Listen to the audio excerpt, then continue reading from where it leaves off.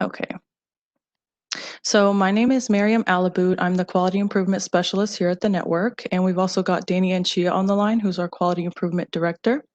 And from DSHS, we've got Alex Daniels, who will be presenting to us more about the infection prevention practices.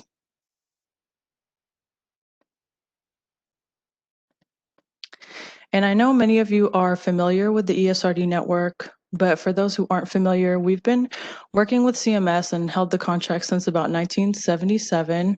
And our mission's always been the same, which is to support patients, families, and dialysis facilities to provide quality care when it comes to dialysis, kidney transplant, and healthcare.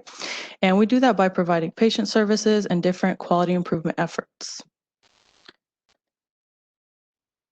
The network has been, since the start of COVID, we've been monitoring COVID-19 rates, but we've also been providing COVID-19 technical assistance to facilities that are in hotspots as identified by their COVID-19 reporting and their zip code area.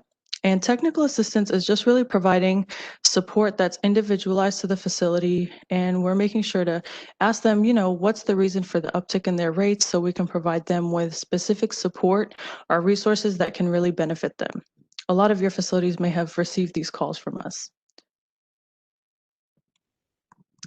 And we've been tracking these COVID-19 rates and we track them on different levels. So we're looking at them per county, per zip code, and per organization as well.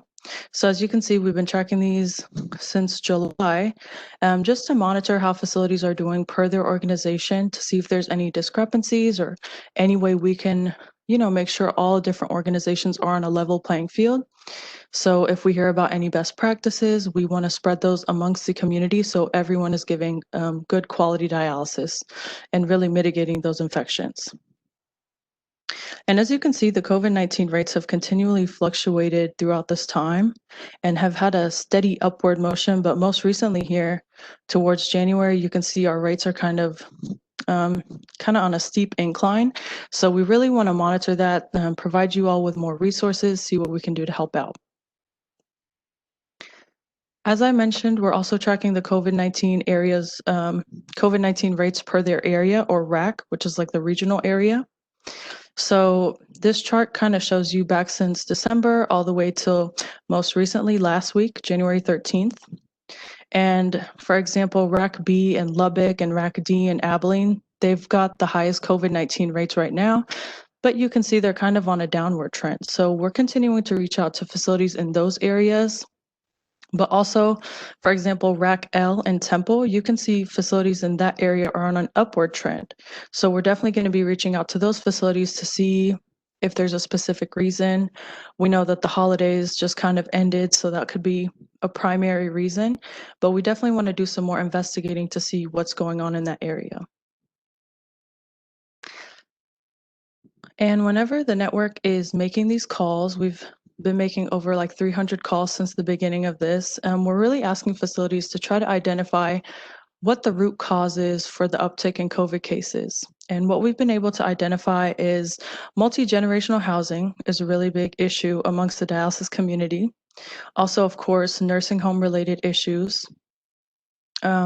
And transportation issues. That could be with facilities having, patients using one source of transportation and maybe the disinfecting isn't going as it should, or it could be patients having issues with transportation getting to the cohort facility. And some other issues are patients' compliance outside of the clinic. We know that as a facility, you're doing everything you can to remind patients, but of course, you have no control over what they do outside of the clinic. But we continue to try to provide resources to remind patients the importance of wearing a mask. And another issue is that we kind of run into with facilities is issues with the ESSR reporting. So that could just be whenever we're giving them a call, we kind of want to verify the numbers we have on our end to see if they match the numbers you have on your end. So that way we're not over-reporting. And as far as the technical assistance we've been providing, the biggest technical assistance we provide is providing targeted educational support and sharing best practices. And we're just sharing resources, some of the main ones being that multi-generational housing flyer, which I'm sure a lot of you are familiar with, the nursing home communication form, Most recently, we've been providing resources about COVID-19 screening fatigue. And of course, we provide other technical assistance, like kind of counseling staff members when we're talking to them, keeping people motivated. And like I mentioned, that COVID data validation, making sure your reporting is correct, reminding facilities on how to correctly report in NHSN. And like I mentioned, these are some of the technical assistance resources we've been providing. So this is the nursing home communication forum. We're continuously sharing with facilities. This is something that's been found to be very helpful. And it's from our sister network, Network 8. So we highly recommend that your facility uses this because it can really help you kind of preemptively catch patients to see that are coming from a nursing home to see if they have any symptoms, or they could be a little bit asymptomatic but have kind of had a suspicious encounter. It's a good way to catch them. And some other resources include the patient safety tips for dialysis transportation, the NCC staying safe in a multi-generational household, the network's COVID-19 symptom checker, which you can share with your patients to help them see which zone they're in. And like I said, the COVID-19 screening fatigue tool, which we've been sharing commonly because we know patients are getting kind of sick and tired of COVID, and we want to do what we can to continue to keep them engaged and watching out and staying safe. And we also share some resources just for patients' mental health, how to cope and keep calm, how to wear your mask, how to get through this. And for staff, we've heavily been recommending that they complete the 5-diamond COVID-19 module, which has been found to be helpful. And those are just some examples of the technical assistance resources we've shared. All these can be found on the network's COVID-19 education portal. Here's a little quick screenshot of it, but it includes all those resources, and we update it continuously. We provide videos on there, and if we get any important messages from the state or anything like that, we post that on there as well. So we recommend you check that out. Could be like a one-stop shop for all your COVID information needs. And we also wanted to quickly share with you some highly effective practices from our technical assistants. So one of the most important points that we've received is proactive communication with the nursing centers. So by using that nursing home communication form, or even simply assigning a staff member to reach out to patients that are in a nursing home to check in on them to see if they have any symptoms or just to catch them preemptively.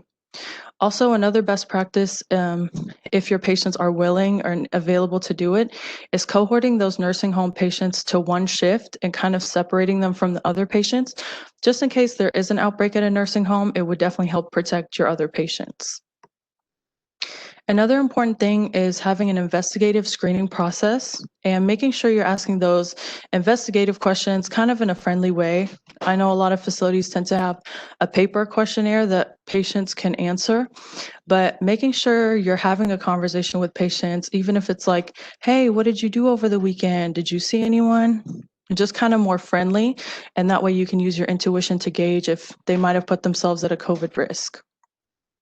And additionally, if you really have patients that might really like to gather, just calling to screen those higher risk patients that you know are more social. Another highly effective practice is making sure to track the transportation drivers and those patients that do take transportation. We know a lot of time dialysis patients can ride on the same bus or use the same transportation. So just having an organized list of who those patients are and what transportation they took can really help you catch the infections early on and stop them from spreading. Another really important thing is mental health. So having your facility social worker go out of, if you have the time, obviously, evaluate and have one-on-one conversations with their patient's psychosocial and mental health needs. How's the patient doing with the social isolation, staying away from other people, and just kind of the fear of COVID? Are they still doing well? Are they over it? Just to see what your social worker can do to provide any kind of support. And for staff's mental health, a lot of facilities have found huddles to keep staff informed about policies related to COVID, but also just to check in and remind the staff that they're really appreciated. We know what they're doing is very valuable at this time. So having those huddles to continue that team morale during COVID has been really found to be helpful. And those are some of the highly effective practices. And as we continue to find more, we'll share them with all facilities so all of us can provide the best care. And here we've just provided a list of the patient resources that I mentioned. Some of them are on here that are extra. This is just a list because, like I mentioned, we'll be emailing the slides out, so in case you want to use those. And that pretty much sums our presentation. And with that, I will be passing the ball to you, Alex. Give me just a moment.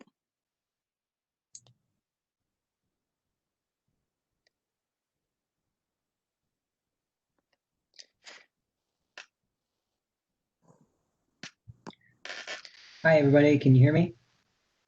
Yes. Fantastic.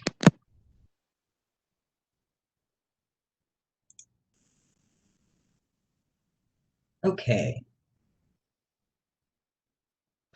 Is everyone seeing the slides here? Yep, you're good to go. Fantastic. All right. Hi, everybody. My name is Alex Daniels. I am one of the healthcare associated infections epidemiologists for the Department of State Health Services here in Texas. And I'm going to cover a little bit of the infection prevention practices in dialysis facilities. At the end of this presentation, you should be able to understand COVID-19 infection prevention and control recommendations specific to dialysis clinics and understand how to evaluate COVID-19 exposures in dialysis clinics. Here are the resources that were used to develop these slides. Everything in this presentation came from number 1 and number 2. The interim additional guidance for infection prevention and control recommendations for patients with suspected or confirmed COVID-19 in outpatient hemodialysis facilities from CDC, and the coronavirus disease 2019 outpatient dialysis facility preparedness assessment tool from CDC. We've also included the Texas DSHS COVID-19 website just for your reference if you would like any of the additional materials there. All right, well, let's get right into it. One of the first things you want to do is implement universal source control, which means patients and visitors also should wear a mask upon arrival to the facility and throughout their stay in the facility. And if folks come into the building without masks, it's advised that the facility provides masks for them. Healthcare workers should wear a medical or face mask at all times when they are in the healthcare facility. Cloth masks are not considered PPE and are not appropriate for healthcare workers to wear. Cleaning and disinfection. Continue current procedures for routine cleaning and disinfection with one little caveat. Ensure that the EPA-approved disinfectant is active against COVID-19, and you'll find those disinfectants on the EPA list in. This link here will take you right to it. You can put in the EPA registration number, and it will tell you which list it's on, what other details about it, what it kills, what it doesn't kill. For dialysis clinics specifically, however, they also need to have a bloodborne pathogen claim. So it needs to have the emerging viral claim from list N and a bloodborne pathogen claim. Follow the manufacturer's instructions for proper use, dilution, and contact time. Contact time is the amount of time that the product needs to remain wet on the surface, visibly wet on the surface. So if you have a wipe, for example, that says it has a contact time of 2 minutes, that means once you wiped the surface, that surface has to stay wet with that product for 2 whole minutes. You may have to use more than one wipe to keep it wet, or if you have a spray bottle, if it starts to dry, you may need to add more spray. But make sure that your staff are aware of the contact times for your products. One of the things that I've seen commonly across acute care facilities and nursing homes is that they will write the contact time in permanent marker on the outside of the container so that facility staff can, at a glance, if they're walking down the hall and they need a spray bottle, they can grab it and then they know by looking at the bottle how long it needs to stay wet. Educate, train, and conduct competency assessments for all healthcare workers on the use of the disinfectants in your facility. This includes training them to use the proper dilution, how long it lasts. If you're using bleach for anything and you mix your own bleach on site, make sure that they are aware of the proper dilutions and that the bleach solution needs to be discarded after 24 hours. Bleach starts to lose its power pretty much as soon as you mix it together with the water, and by 24 hours in, it's not really useful anymore. And bear in mind also, particularly with bleach, that organic matter will inactivate it. So all surfaces need to be cleaned of blood and body fluids or crumbs or whatever else may be on the surface or on the patient care device before it's disinfected. All right, so we're going to walk through what should happen upon entrance to the facility and throughout the treatment in a dialysis clinic. Post signs at the entrance with instructions about screening procedures, source control, hand hygiene, and social distancing. So if you want folks to come in and have a mask on when they come in, the sign should say that. It should say if you're going to have them screened, they need to stop at such and such point and be screened or fill out X or Y form. Make sure that there are posters describing what social distancing looks like in your facility. If you have marks on the floor, point out where those are. And encourage hand hygiene throughout. It's good to have a hand sanitizing gel dispenser right there at the front door when folks walk in, and then also throughout the waiting area and the treatment areas. Have supplies available to promote this hand hygiene and respiratory hygiene. Acute care facilities do this. They'll have stations kind of at the front door with hand sanitizer, Kleenexes, tissues, masks, and no-touch receptacles for trash disposal. Right there at the front, so if they don't have a mask, they can grab one and put it on, and they can clean their hands as they come in the door. Screen and triage everyone for symptoms and ask if they have had close contact with a COVID-19 patient before they enter the treatment area. So if symptoms or close contacts are identified, healthcare workers need to return home and arrange for further evaluation. So if your healthcare workers show up to work and they have a cough or a new temperature or something else, some other symptom, they need to be sent home. And they need to arrange for testing or something else. Close contact is defined as at least 15 minutes cumulatively with a person who is infected over a 24-hour period. We'll go over that again in a second. Visitors should be restricted from entering as much as possible. There's no way, unless they present you with a lab test saying it's negative, for you to know that they've even been tested. And even the negative tests don't necessarily mean that they aren't carrying it. You know, if you get tested on Monday, you could be exposed on Tuesday.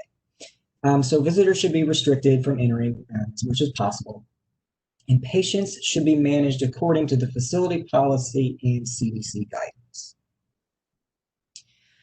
COVID-19 symptoms, there's a lot of them. Older adults will sometimes present with sort of not atypical symptoms, such more as body aches or diarrhea or changes in cognition. And then here's the definition for close contacts again. Someone who was within 6 feet of an infected person for a cumulative total of 15 minutes or more over a 24-hour period. So if you're in the house with your spouse or someone else and they have COVID-19, and over the period of 24 hours, you spend 10 minutes here, 10 minutes there, 10 minutes somewhere else during the day, that all adds up to more than 15 minutes. So that would count as an exposure. And this starts from 2 days before illness onset, or for asymptomatic patients, 2 days prior to test specimen collection. Not 2 days prior to the result, but 2 days prior to when the specimen was collected, until the time the patient is isolated. Okay, how to treat patients who are not suspected of having COVID-19. In the waiting area, patients should wait in an area that allows 6 feet of separation between patients and this is the ideal scenario, in their own personal vehicle or outside the facility. Some facilities I've seen, doctor's offices in particular, they like to have folks wait out in their car and then they'll send a text message to say, it's your turn, come to X or Y door. That keeps everybody away from each other and definitely decreases the risk of accidental spread. In the treatment area, treatments should be conducted in areas with 6 feet separation from each other, if at all possible. And healthcare workers should follow standard PPE, or personal protective equipment protocols for dialysis clinics. And there are a couple of caveats here. Wear eye protection and medical face masks during patient care encounters, and wear N95 or equivalent or high-level respirator for aerosol-generating procedures. It's ideal if your staff have been fit tested for their N95 so they know that they are wearing the one that will actually protect them. But in times like these when you can't necessarily get a fit test, a sealed test will also work. And that information and instructions on how to do that are available on the CDC website. All right, how to treat patients with suspected or confirmed COVID-19 or that patients that report close contact. In the waiting area, time in the waiting area should be minimized. Patients should be brought back to the treatment room as quickly as possible. Patients with confirmed COVID-19 can be cohorted together in the same waiting room, but they should still maintain at least 6 feet separation between each other. In the treatment area, dialyze in a separate room if available with the door closed or at a corner or end of row station away from the main floor traffic, separated by at least 6 feet from other patients in all directions. Hepatitis B isolation rooms should only be used if the patient is Hep B surface antigen positive or the facility has no patients on census with Hep B. If the facility has more than one hepatitis B isolation room, if you have 2, for example, then one can be dedicated for hepatitis B and the other can be used for COVID-19. But if you have only one Hep B isolation room, make sure that you're using it for a patient who is Hep B positive, surface antigen positive, or if you have no patients currently on the census with hepatitis B, you can then dedicate that for COVID. If your facility is dialyzing more than one patient with confirmed COVID-19, cohort the patients and the healthcare workers caring for them in the same unit and shift, preferably the last shift of the day. And this has been really important in long-term care facilities as well, that you dedicate specific staff to care for the COVID-19 positive patients and only the COVID-19 positive patients. That reduces the risk of exposure of your staff and hopefully then mitigates risk for spread and having a few of your staff go out if they were to get it. Personal protective equipment for healthcare workers consists of gloves, N95 respirator or equivalent. If you do not have these, medical face masks can be worn if the respirator is not there. Cloth face coverings are not considered PPE and should not be used by healthcare workers. Eye protection, goggles or face shield that covers the front and side of the face. So the safety glasses that you just put on, if they don't cover the sides of the eyes. If it's open at all, those don't count. And the isolation gowns, these should be worn over instead of the cover gown that is normally worn. And when the gown is removed, it should be placed in the dedicated container for waste or linen before leaving that dialysis station. These do not have to, the regular trash from PPE from COVID-19 patients does not need to be thrown away in biohazard containers. It can go in the regular trash. For This is the only PPE that's recommended. Things like hair bouffants and shoe covers are not currently recommended, as the hair bouffants have not shown to make a difference in transmission, and the shoe covers tend to be the most contaminated item after gloves. And your staff is at increased risk of contaminating themselves if they remove these shoe covers in the wrong order or in the wrong way. So to eliminate that risk, they should just not wear the shoe covers. Environmental considerations: disinfect or discard as appropriate any surfaces, supplies, or equipment located within 6 feet of the patient. And they need to be disinfected per the manufacturer's instructions. So you can't dip things in bleach that shouldn't be dipped in bleach. If you have disposable items available, recommend that you use those and just throw them away as much as possible. And follow standard procedures for containment and disposal of used personal protective equipment and regulated medical waste. Regular trash from COVID-19 positive patients is not considered biohazardous waste. The only exception to this is if your PPE from a COVID positive patient was grossly contaminated with blood or body fluids, and you would put it in the biohazardous waste container either way. If you can wring it and it drips, it should be in a biohazardous container.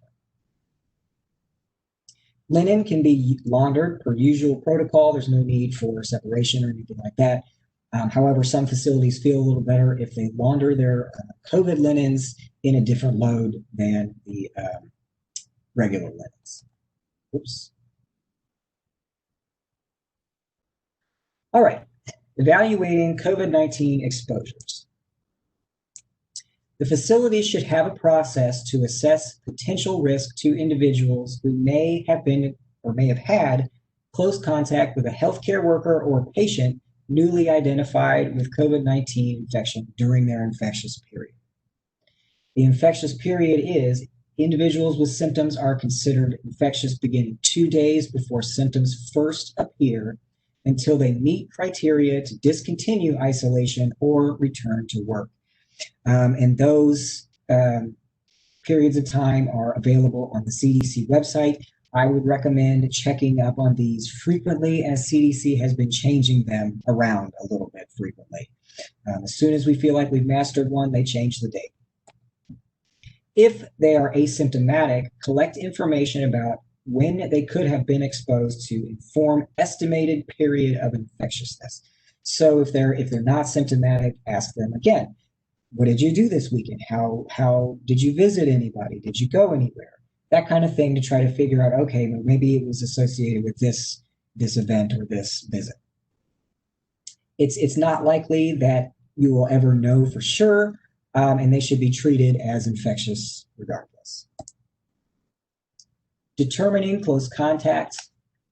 Patients. Identify patients who were within 6 feet of the positive individual for a total of 15 minutes during the infectious period. They need to be treated using appropriate PPE until 14 days after the last exposure. So this is as if they were in quarantine. So if your patient is determined to have had an exposure, you will treat them using the appropriate COVID-19 PPE protocol until 14 days have passed since that exposure, unless symptoms develop, in which case you will treat them the same way that you would a symptomatic COVID positive. And you will discontinue the PPE once they have met criteria to be discontinued. Same things right here. If they need to be treated using appropriate PPE, to meet criteria for discontinuation, that is available right here at this link. And they need to be advised to self-quarantine at home for 14 days after their last exposure, except for necessary medical appointments. We can't always guarantee that they're going to do that, but we can at least do our part to encourage them. Healthcare workers perform a risk assessment and apply work restrictions as needed for healthcare workers who were exposed to the infected individual based on the time of contact and what type of PPE they were wearing. And there's guidance for risk assessments provided here. You don't have to reinvent the wheel and come up with something yourself. It's right there at that link from the CDC. Identifying outbreaks. The definition for an outbreak in this case is any transmission suspected within a dialysis clinic is considered an outbreak. And it's a really low threshold so that we may err on the side of caution. Transmission is suspected if there are individuals with COVID-19 epidemiologic links within the dialysis facility. So if their only link to each other is the dialysis facility and no other identified exposures, that is when transmission is suspected within the dialysis facility. At that point, you would want to notify your local public health authorities, and there's the link to find who your report contact is for the region. This is not so that the health department can come and get you and cite you and shut you down and all of that. This is so that the local health department is aware and can provide you with any necessary resources like line list templates or additional guidance documents, any kind of forms you might need. Your local health department doesn't exactly have regulatory authority. So we're here to help. We're from the government and we're here to help. Consider using PPE recommended for suspected or confirmed cases for all patients pending further investigation and testing. So if you discover that you have potential transmission within your facility, it's recommended that you use the PPE for COVID-19 protocol on all your patients who come through the dialysis facility until such a time as the outbreak is considered over. And this is another thing that your local health department can help you figure out if it's done. All right. On to infection control, training, and education. Competency of the person in charge of infection control. Here are some links to some trainings online that are available for your person who has been designated as in charge of the infection control. The Project First Line program is a relatively new program. They have some great training videos on there, and then this link goes specifically to infection control for dialysis facilities. Project First Line was developed in response to COVID-19, but there's also some just great general infection control and prevention training material available in here. Same thing with from the Association for Professionals in Infection Control and Epidemiology, or APIC. They have some education and events overview. Some of them are recorded. And then here are some possible certifications that are available. To be certified in infection control, CIC, this is a 5-year professional certification. There's a large test that has to be taken, and it's recommended for more experienced individuals with at least 2 years experience in infection control. And then for those who are a little bit newer to infection control, they have a new Associate Infection Prevention and Control, or AIPC certification that lasts for 2 years. For healthcare worker education, training should include what are the signs and symptoms of COVID-19, the importance of hand hygiene, cough etiquette, wearing a mask, and using proper PPE and using it properly. This includes choosing which PPE is appropriate and how to put it on and take it off. Triage procedures for patient placement. How do you screen? If you find somebody who may be positive, where do you put them? They need to be trained and perhaps refreshed on their own sick leave policies, and they need to be encouraged to report illnesses to their management. How and whom to report suspected or confirmed cases.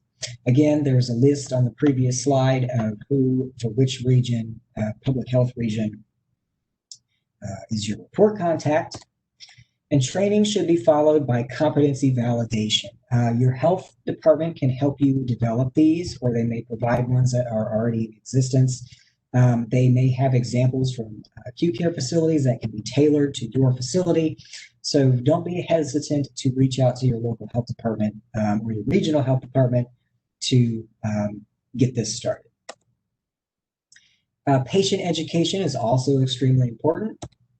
And the education should include, again, COVID-19 basics of symptoms. What does it look like? And how is it transmitted?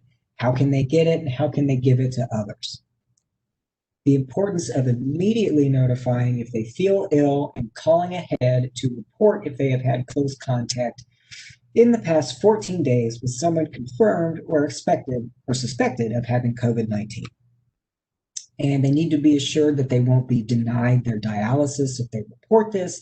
They just need to know that there's some planning and logistics involved that need to be set up before their arrival. Actions that they can take to protect themselves, such as hand hygiene, covering their coughs, wearing a mask, staying home, and social distancing. And they need to be educated on the actions the facility is taking to keep them safe, such as restrictions in PPE. If your facility personnel are suddenly wearing gowns and gloves and masks and face shields and things that they're not used to seeing, it's helpful to kind of assuage their fears or their anxieties to say this is to protect you from us and to protect ourselves from what's going on out in the community. It's important not to say things like it's to protect us from you to make the patient feel like they're dirty or infected or something like that. Additional considerations: have a procedure for assessing your supply of PPE and other important infection control supplies, such as hand sanitizers and disinfectants, on a routine basis. Here have a plan to optimize PPE during shortages. And here's a link to be able to do this. There's also, if you Google CDC PPE burn calculator, that you can put in how much PPE or how much of a certain piece of PPE you have, and it will tell you how many weeks that will last. And it will help you estimate how much PPE you need, how much you need to order, and at what point you should think about ordering PPE. Audit adherence to recommendations for infection control practices such as PPE and hand hygiene adherence. So this means having somebody kind of watch your staff. How often are they actually cleaning their hands when they have the opportunity to do so? And your local health department may have these, but at the state, we certainly have audit tools available to you that we can send you to help facilitate these audits. Ensure that PPE and hand hygiene supplies and disinfectants are all readily available and accessible throughout the facility, especially at the entrance, by the dialysis stations, and in areas where healthcare workers put on and remove PPE. That is all. Thank you very much. And if you have any questions, I'll be here for a little bit. And I'm going to pass the ball back to Mary Ann. Awesome. That was a great presentation. Thank you so much, Alex. It looks like we did get some questions in the chat. So let me go ahead and go through those really quickly. First, we did get a question about where to find the handouts and resources that I mentioned. So this, and also, is the slide deck going to be emailed out after the call? So yes, the slide deck and the presentation recording will both be emailed out after the call. And you can find all those handouts on our ESRD website page, www.esrdnetwork.org. We've got a COVID section. You can easily find them there. And you can also find them on the COVID education portal. And we've got another question here. Are the resources available in Spanish? Yes, because we're in Texas, we try to provide Spanish resources as much as we can. So a lot of the resources I mentioned, like the multi-generational housing, our COVID assessment tool, those are available in Spanish. Some of the resources are not in Spanish, but on our website, whenever we can find the Spanish version, it will be listed. And Alex, it looks like we've got a question here for you. Does light affect the strength of the bleach? And we were using clear containers for our mixture of bleach and water. I actually don't know that answer offhand, but I can look it up and find out for you. Okay. Yeah, we'll definitely get back with an answer on that whenever we've got the recording and the slides all put together. And we've got another question here for you, Alex. Do you recommend those PUIs to be placed on the end of the loop while waiting for the COVID test results? If possible, yes. If Okay. there's if you have a PUI, I would classify them as someone who is suspected because they had a test. So I would put them as far away from everyone else as possible. Okay. And we've got another question here. How do we calculate again? And I believe um, she might have been referring to the PPE burn calculator. Yes, we can send out a link to the burn calculator. I can add it to these slides so you'll have it, and you'll go to the CDC website and you'll plug in how much of which item of PPE you have, and it will tell you how long it will last. So if you have 47 N95s, how many days will that last? You can put in what is your average usage, how many are you using per day or per shift, and it will tell you how many you need also for X amount of time. It's a really, really handy thing, and I'll add that to the resources list for the slides. Okay. Thank you. And then it looks like we've got another question here. Can you please attach the audits that you mentioned to the presentation as well? Yes, we can put those in there. Okay. And were they specific audits, Alex, or are they regarding all different areas We have of a some that patient? are dialysis specific, and then we also have some that are hand hygiene and PPE specific. We have a variety of them that we can send. Okay. Thank you. Let me see if we've got any other questions here. Let's see. Patients come from transit and it's hard for them to wait in the car. Does anyone have any other ideas on social distancing while your waiting room is small? Um, Alex, did you possibly have an answer to that one? Um, if you have patients who arrive on public transit and they don't have a car to wait in, those are the ones I would prioritize for having in the waiting room, as far apart from other folks as possible. And if you do have patients who do arrive in their own personal cars, they have them wait out on their cars to mitigate the number of people, having too many people in the room. Um, that is a question too that I feel other dialysis facilities would have some good input on how they've handled it. But that's the best I can think of. Okay, yeah. And if anyone has input or any ideas on what they're doing if they have a small waiting room, let us know in the chat so we can share that and get some ideas going. Let's see. I do see Stephanie, thank you so much. She put a comment that it should be an opaque container for bleach water to be stored in. So not a clear container, an opaque container. Thank you for that. And thank you, Brian, as well. He said the same thing. Let's see what else we've got here.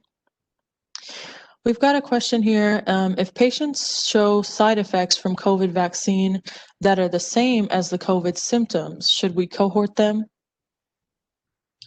Alex, do you know I about that would one?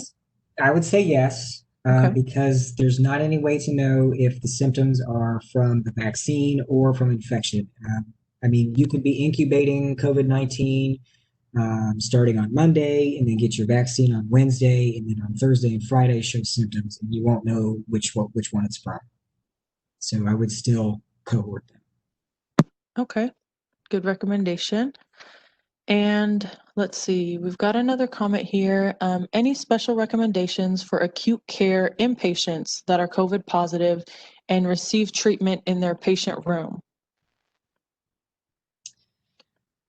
Um, if you can dedicate the dialysis machine to that patient, which I know is a long shot, that would be ideal. But just to make sure that it is appropriately cleaned and disinfected. If the acute care facility has a COVID unit, you can dedicate one or more, depending on volume, dialysis machines to that unit only. And once the unit is closed, if they have no more COVID patients, you can decommission it and have it deep cleaned and disinfected and all of that before it returns to the rest of the general population circulation. Awesome. And it looks like we've got a comment from Stanley. Thank you for responding to the question about the small waiting or small lobby. He says that if weather permits, have them wait in the parking lot at a social distance. So that's always a good option because they'd be outside. And we've also got another comment from Erica. Thank you for that. She states that we use our procedure room. It's a separate area from the waiting room, so it's like an extra room. But she also says she knows that might not be an option for all facilities. But I guess if you have an extra room that you can use to free up and possibly allow some extra patients to wait there if they're at a social distance, that's a good suggestion. Thank you. We also had Matthew, he stated that we open up the hallway and they put chairs 6 feet apart. That's another option. Thank you. And we've got a comment from Ms. Gail DeWald. Thank you. It says to keep patients safe in the waiting area, the dialysis schedule may need some adjustments to allow for those on community transport time in the waiting area. So that's another option too, just kind of adjusting your dialysis schedule for your patients, based on their availability and transportation. And let's see. We've got a question here. With the surge, is it okay to cohort COVID patients? Yeah, it's recommended to cohort your COVID patients in general, away from those who are not suspected or who are negative. Okay. Awesome. And then we've got another suggestion for the small waiting room that you can also put chairs outside 6 feet apart and have them sit outside if the weather is permitting. So thank you, Matthew, for that suggestion as well. And let me just double check the Q&A, see if we've got any questions there. Okay. Oh, let's see. We've got a question here. How would you treat a patient that was swabbed in the clinic one day and the return was positive? The patient goes and takes a rapid test, but it comes out negative. How should we treat this patient? That's a good question. The rapid tests are more likely to throw a false negative. So if they have a positive PCR, that's the result that I would trust. Awesome. And that looks like that's all the questions we've gotten so far. If anyone's got any questions or comments, feel free to put them in the chat so we can get to them. But thank you so much, Alex. That was a very great and thorough presentation and provided a great refresher for everybody. And like I mentioned, the slides and the presentation recorded will be emailed out after this. So in case you need to reference them, they'll be available on our website. And it looks like that's all we've got in the chat and the Q&A. If you guys do have any other questions, you can feel free to reach out to Alex. I believe he provided his contact information in the slide deck, and my contact information will be there as well. And yeah, so thank you all so much for attending, and thank you so much, Alex, for taking the time to do this presentation for our facilities. Thank you for having me. Yep, and I hope everybody has a wonderful day.